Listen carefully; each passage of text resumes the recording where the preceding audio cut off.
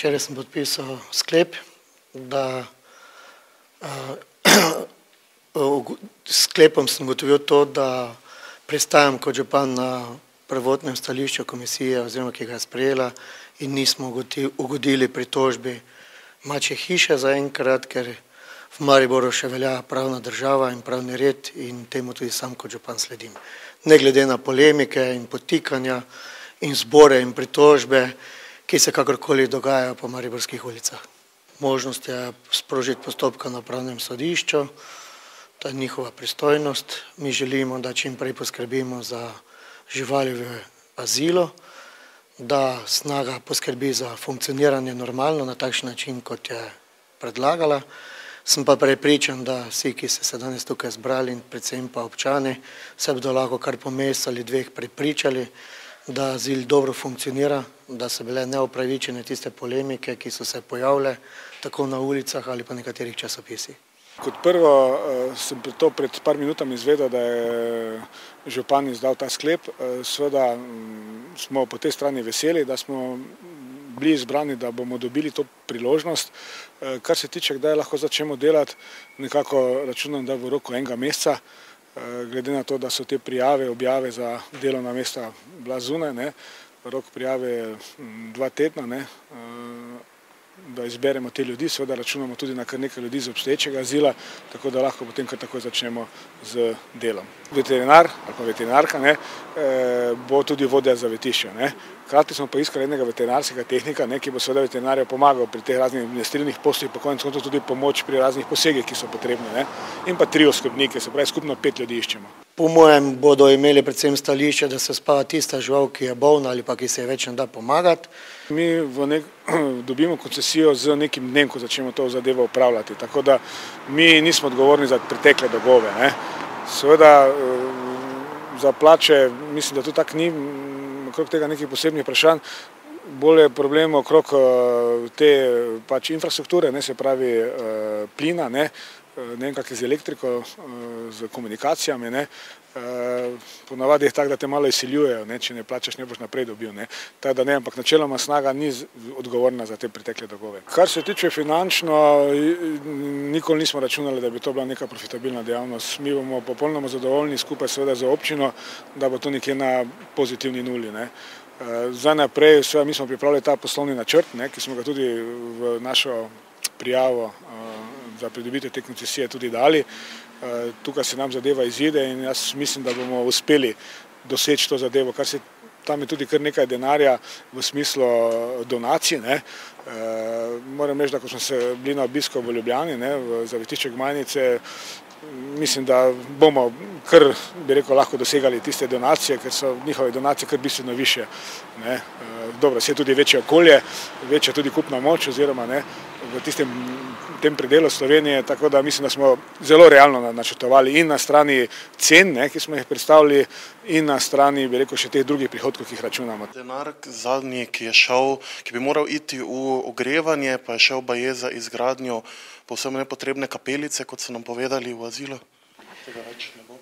Veste, to je čista laž. Kdor je vam to dejal, povejte, da sem jaz rekel, da je to čista laž. In bi rad videl tistega človeka, ki je vam to rekel, ki spet politizira, ki spet želi mariborsko in vso javnost v Sloveniji na ta način zavajati. Lepo vas prosim. In to je čista laž in še enkrat povem, to je čista laž. In meni je dovolj tega v tem mestu, da se spuščajo v polemike tisti, ki sploh niso v tej občini ali pa v Mariboru poklicani. In jaz mislim, da kot župan imam pravico, da tudi vas oveščam, tudi seznanjam, predvsem pa da skrbim, da bo pravni red vzpostavljen tako, kot mora biti. Ne pa na ulici, da se nekateri derejo, Evropska prestolnica korupcije, ob otvoritvi. In to tisti, ki bi se morali kje drugje dreti, tam, kjer so živali, mučili. Mislim, takrat se nihče ni oglašal, ko smo imeli takšno drugačno afero v Sloveniji. Kje so pa takrat bili? Jaz mislim, da takrat bi morali biti poklicani vsi tisti, ki so protestirali, da se takšne hude stvari, ki so se zgodile na eni strani Slovenije, da se več ne bi dogajale. Niti eden se od teh ni takrat oglašal. Iščejo z nekim političnim ozadjem neki konflikt z mano.